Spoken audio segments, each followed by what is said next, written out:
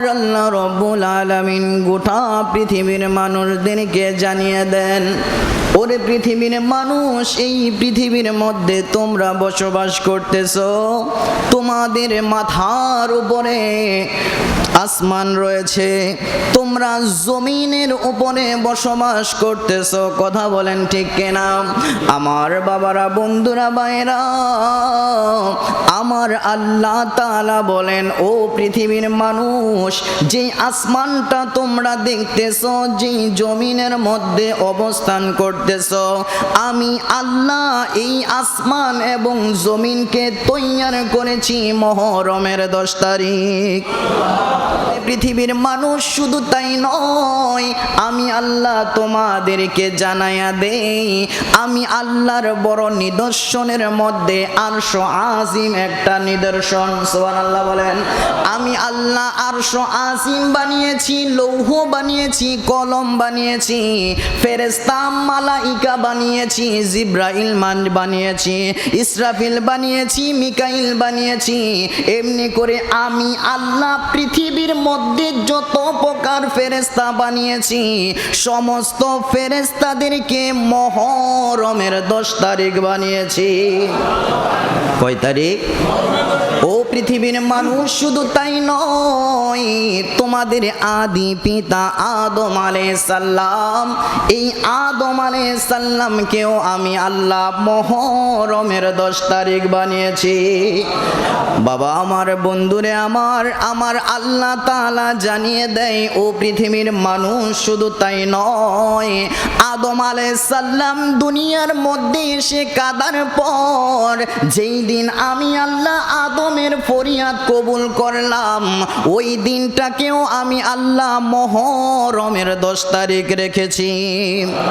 আমার বাবারা, বন্ধুরা, ভাইরা, শুধু তাই নয়, ইদ্রিস আলাইহিস সালামকে আমার আল্লাহ আসমানে উঠায়া নিয়েছে, ওই দিনটাও আমার আল্লাহ মুহররমের 10 তারিখ রেখেছে। হযরতে নূহ আলাইহিস সালামের জামানায় আমার আল্লাহ বন্যা দিয়েছেন। কি দিলেন?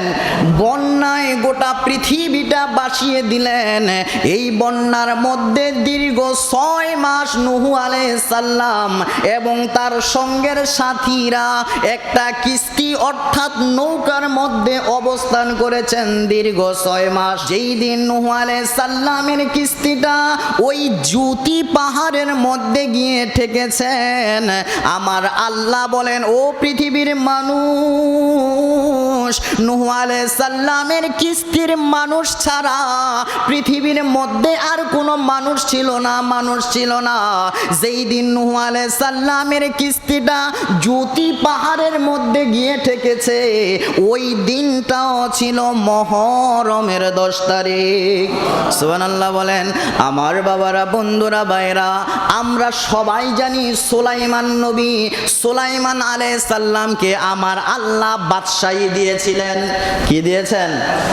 এই সুলাইমান আলাইহিস সালাম থেকে আবার বাদশাহী নিয়ে ফেলেছিলেন আমার আল্লাহ। যেই দিন সুলাইমান আলাইহিস সালামকে পুনরায় বাদশাহী দিলেন, ওই দিনটাও ছিল মুহররমের 10 তারিখ।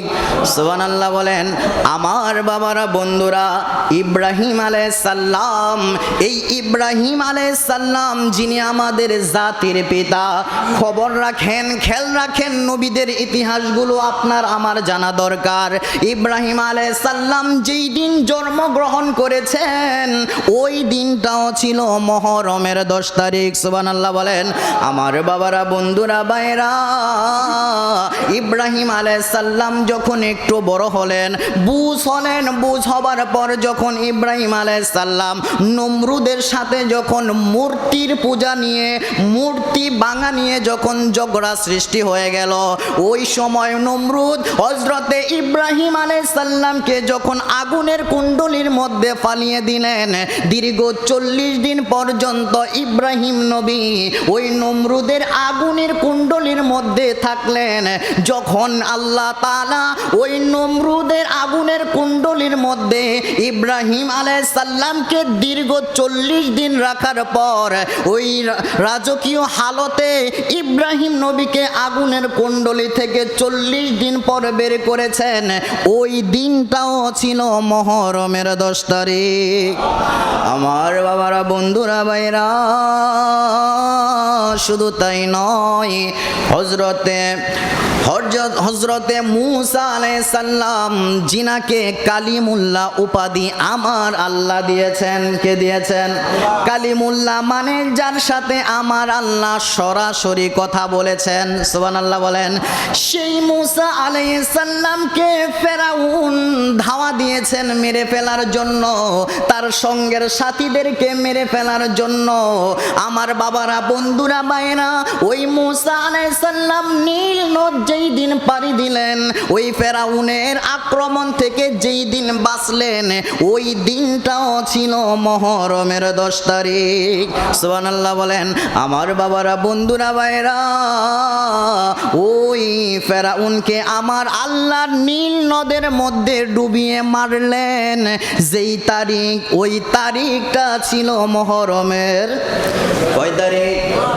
মুহররমের 10 তারিখ। আমার বাবারা, বন্ধুরা, ভাইরা, আমরা জানি হজরতে ইউনূস নবী মাছের পেটে ছিলেন। সুবহানাল্লাহ বলেন। কিসের পেটে ছিলেন?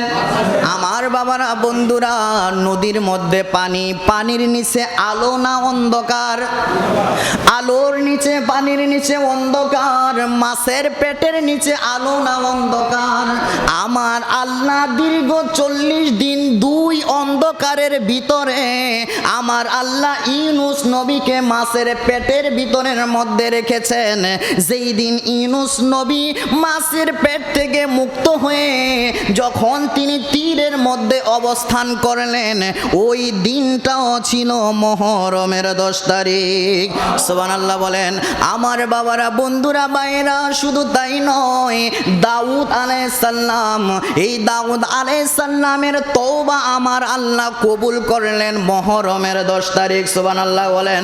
হযরতে আইয়ুব আলাইহিস সালামকে রোগ দিয়েছেন। কি দিয়েছেন?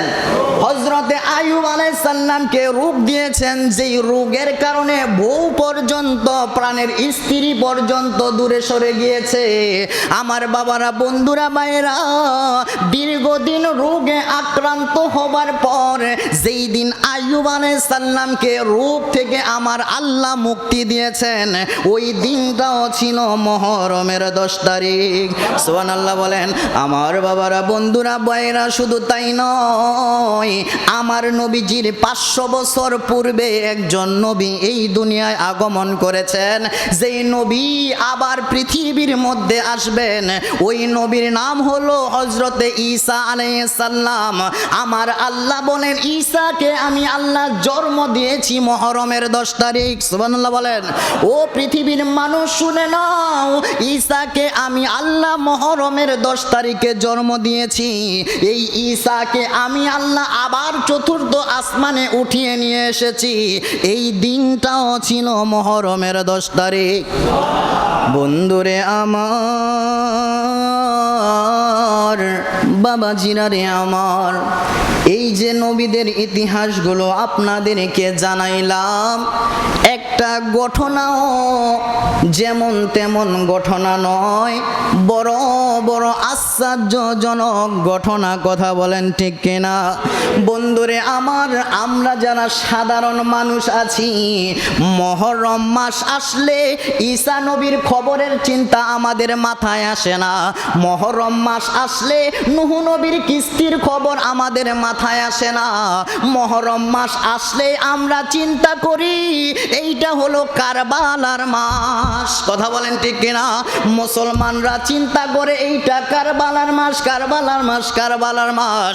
সমস্ত নবীদের ঘটনাকে যেই ঘটনাটা ডাকনা দিয়ে দিল, ওই ঘটনাটা হলো আপনার নবী, আমার নবী, দুজাহানের বাদশা নবী, সাইয়্যিদুল মুরসালিন নবী, ওই নবীজির কলিজার টুকরা ইমাম হুসাইনকে কারবালার জমিনের মধ্যে নির্মমভাবে এজিদ বাহিনী শহীদ করে দিলেন, কল্লা শিরচ্ছেদ করে দিলেন। ওই ঘটনার কারণে আজকে মহররম মাসকে মানুষ এত গর্বের সাথে দেখে। কথা বলেন ঠিক কিনা? মহররম মাসকে মানুষ তাৎপর্যপূর্ণ মনে করেন যে ইমাম হুসাইন এই দিনে কারবালার জমিনে শহীদ হয়েছেন। কথা বলেন ঠিক কিনা?